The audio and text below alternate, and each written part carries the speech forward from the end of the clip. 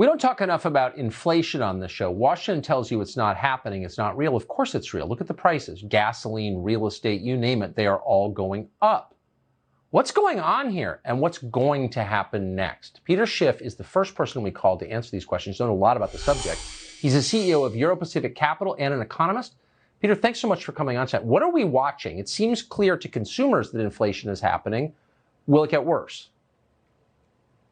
Well, it's going to get much worse, Tucker. You have to remember that inflation really is nothing more than a tax. You know, when the government spends money, they need to get the money. The public has to pay for it. Normally, the government would raise taxes, and then taxpayers send money to the government spends it. But we just passed a $1.9 trillion stimulus bill. Nobody's taxes got raised, but we don't get all this government for free. What happens is the Federal Reserve prints the money, and then the government spends it into circulation. But when that happens, the value of all the money that's already out there goes down, and now the price of everything that you want to buy goes up. And that added price is basically the inflation tax.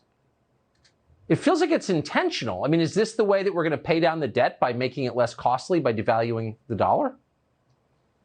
Well, certainly, as you have inflation, you reduce the real value of the debt. But the government has no plan to pay off the debt. I mean, they're repudiating it. But the real problem is the amount of money they're going to have to spend just to finance all their current commitments.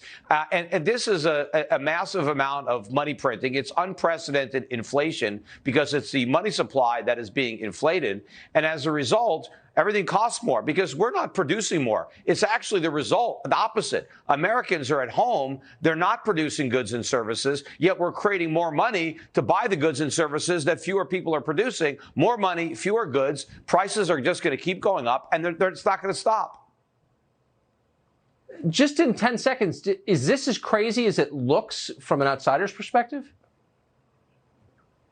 Well, I don't know how it looks to an outsider, but I think to everybody that's living in the United States, it's not going to look pretty. And the real problem is the Fed. The Fed pretends that it's transitory. But when they have to admit that it's not transitory, the inflation rate will be far too high for the Fed to do anything about it. Because if the Fed actually raises rates to fight inflation, they'll create a much bigger financial crisis than 2008. And the U.S. government will be forced into insolvency because even Janet Yellen admitted the only reason we can pay.